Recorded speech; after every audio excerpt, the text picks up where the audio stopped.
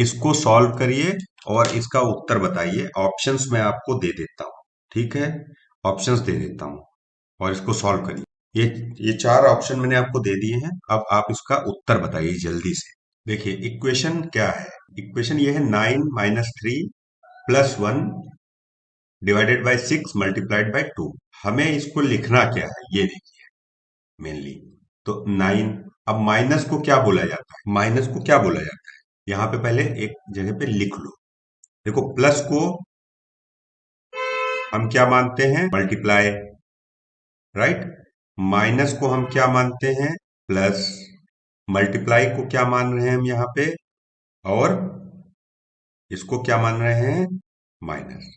तो अब हम इसको यहाँ पे पुट कर देते हैं। तो 9 माइनस है तो 9 क्या हो जाएगा, +3।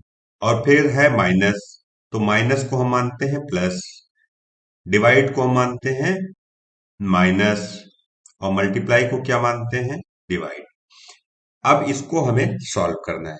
अब बॉडमास वाला रूल लगाएंगे यहाँ पे।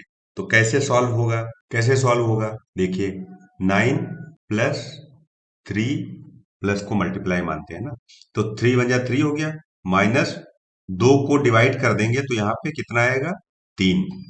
तो ये प्लस और ये कट गया, तो इक्वल टू कितना आंसर आया, 9। अगर किसी कूट भाषा में HELI heli, PAD helipad, HELIPAD, इसको जो है हम लिखते हैं JGNKRCF, ठीक है।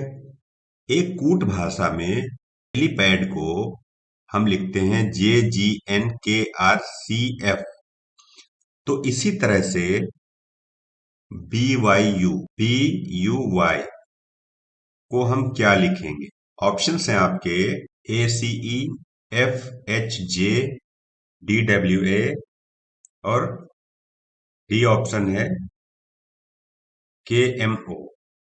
अब इन चारों में से आपको सही उत्तर बताना है। पहले सबसे पहले इसमें हम देखेंगे क्या ये और ये जो कैरेक्टर्स हैं दोनों में बराबर हैं। तो इसमें देखते हैं 1 2 3 4 5 6 7, 1 2 3 4 5 6 7। तो इसका मतलब अब ये हो गया है, इन दोनों में कोई ना कोई ऐसा संबंध है जो कि हमें यहाँ पे बनाना है। अब देखिए HELIPAD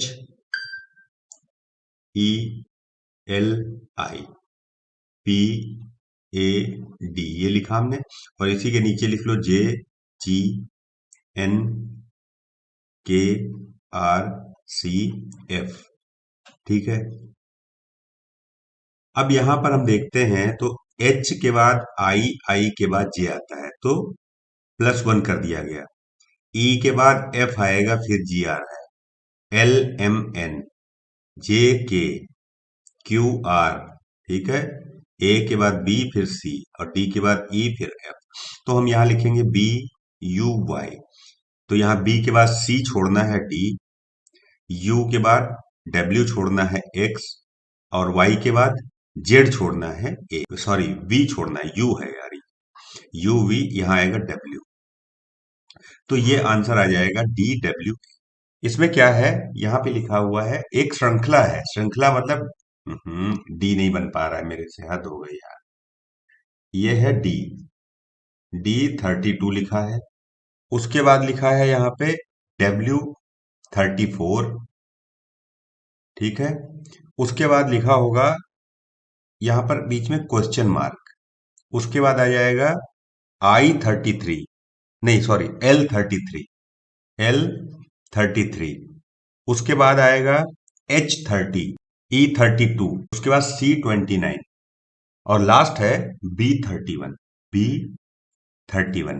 अब हमें यहाँ पर क्या है, ये वाला मिसिंग जो है, ये वाला, ये निकालना है कि क्या होगा।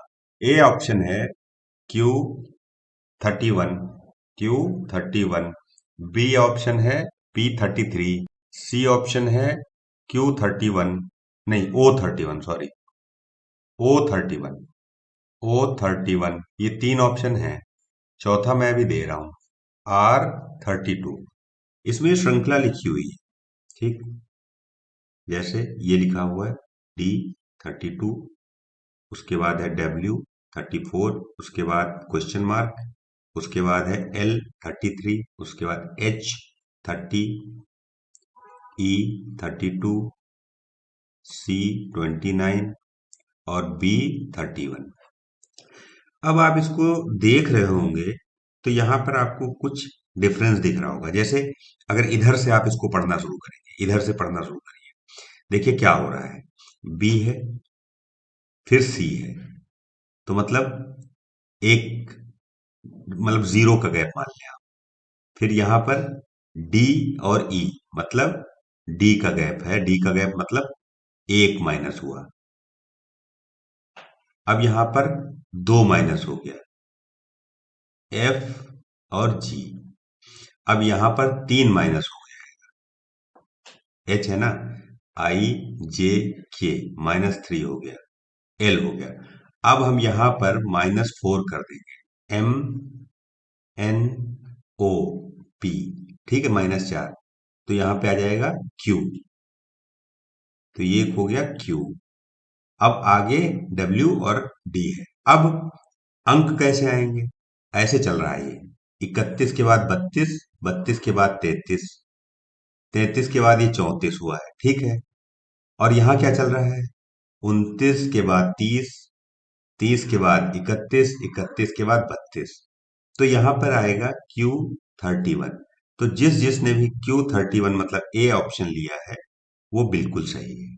दो रेलगाड़ियों की गति का अनुपात है 5:6।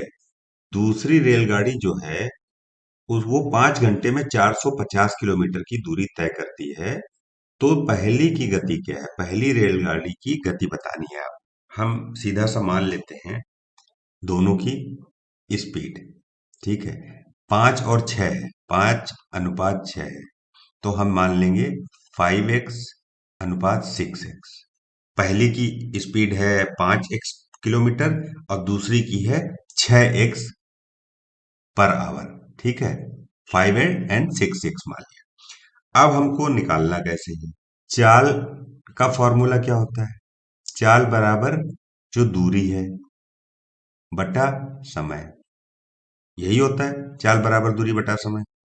अब चाल हमें पता है 6x है, और दूरी कितनी है, दूरी है 450 किलोमीटर, समय लगा 5 घंटा, तो कितना आया 90, और x बराबर कितना आया 15। तो ये जब 15 आ गया है तो अब हम इसमें इसको पुट कर देंगे, 5x × 5 = 75।